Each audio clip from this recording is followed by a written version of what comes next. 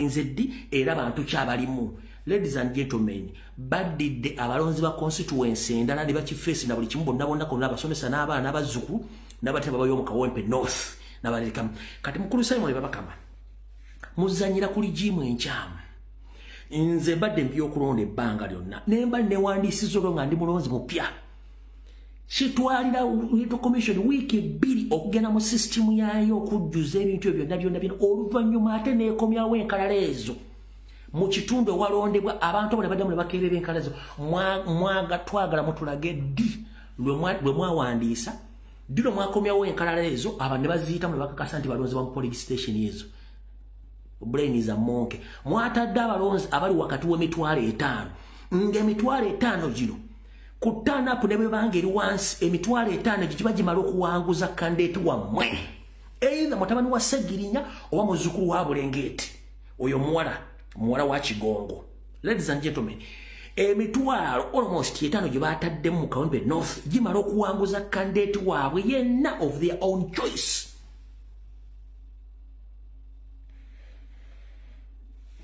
Kati comrade ino kakibanyonyole bulungi nnyo nuwa mutwe. Then tusimbule video.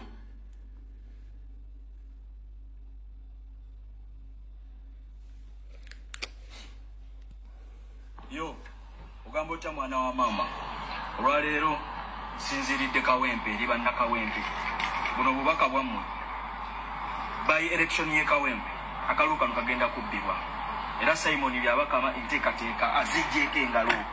Kino tonda batenkutowa. Eno ye voters register. Oja ne voters register ye Kawempe eri updated. So fena tumanyi bulungi mu kalulu akagwa 2020 mu Kawempe abalonzi bali emitwalo 16 mu 14. Abalonzi emitwalo 16 mu 14 be balonda mu 2020. Population ya Kawempe yonna batugamba tulimu emitwalo 39 neki.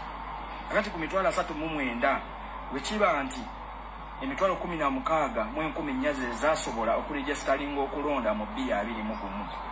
Olwaleero Simon Byabakama afulumiza voters register up to date nga atugamba nti ku mitwalo 16 mu 14 ejalonda mu 2020.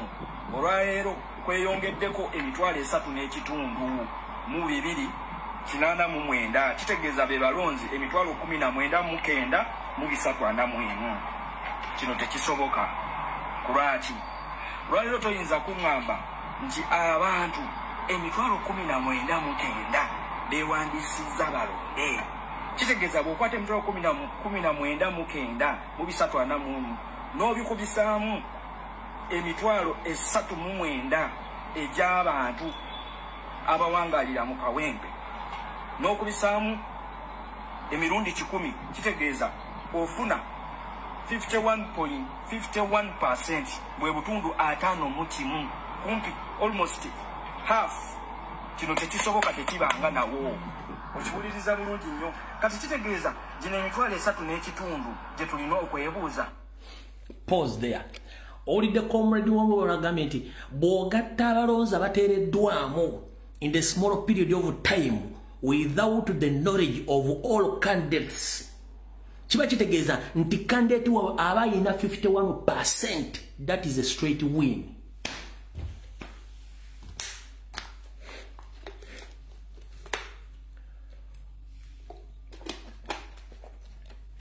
Boga ne mulowooza mukyali kubali abanyi b'amaluwa abe mwali kubali abalala bw'ogatta abalonzi abateereddwamu. No, kansooke nkuddizeyo katono nnyo. Twamala okulonda akalukali akawedde Segirinya n'akawangula.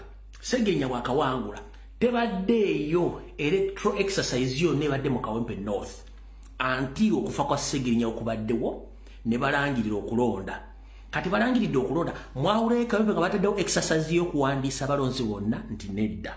Kati mu kaseera mpawe kangane kapitali zinaweza wiki bafulumizza register eri updated ng'erimu almost obululu obukola 51% nga that is enough percentage okuwanguza candidate waabwe. Mbage balina bakandidate aba muwala wa Kigongo oyo wa NRM nono simanyi luswa bibantu baagala bawangu kati ye 51% gye bataddemu automatic 50 eri automatic win gye bataddemu zamu kitegedde bulungi nnyo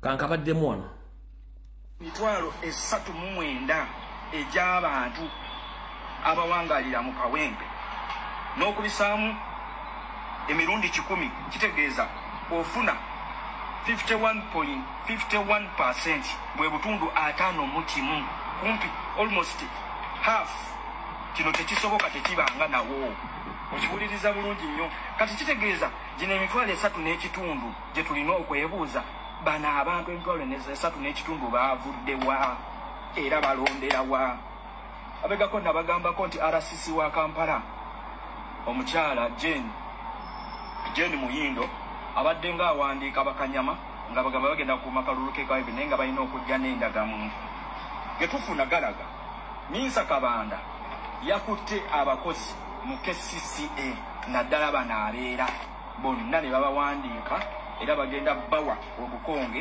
obulaga nti balondera mu Kawempe naye olwaleero n'oba okutte bano abalongoosa oyagala okungagaza nti KCCA eweereza ddala abakozi emitwalo 3.5 bayinza okuwera mu KCCA tebawera oyinza okugamba nti okuyinza okunganya bakanyama newe kuba mutwalo gumu tebawera kati kitegeeza ki nti ku lunaku lw'okulonda mwe bannakawempe mulina okwegendereza nnyo emmotoka zonna ze mugenda okulaba ezigenda osomba abantu okujja olondera mu Kawempe abantu mwe bawooninge era bakitegeere nti yenna aneetaagala okulinnya emmotoka nti ajja kulondera mu Kawempe ajje nga akimanyi eitha okuddayo nga mulema oba obutaddayo ekyo mulina okitegeera olwaleero gyenda kumbuuza nti polling stations zino 32 okuva wakati batugamba nti polling stations zibadde 165 ne bongerako 32 polling stations 32 twozinoonyereza okuwa stations ziri mu Kawempe 1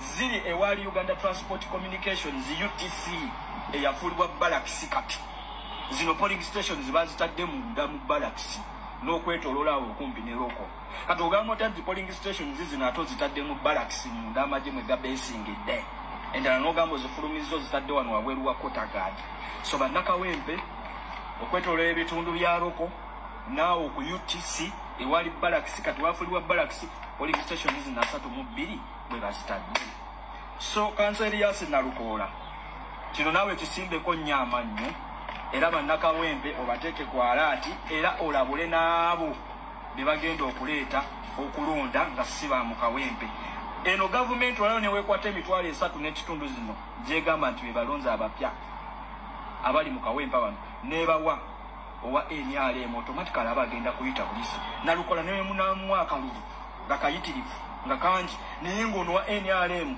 agenze n'emitwalo 3.5 nga mukawedde owa NRM yagenda lona kasanvu kitegeeza gino emitwalo 3.5 mingi ku balonzi bwe buba bululu so alabye vidiyo eno nsaba ogintambulize etuke ku bannakawempe tuke buli wamu wonna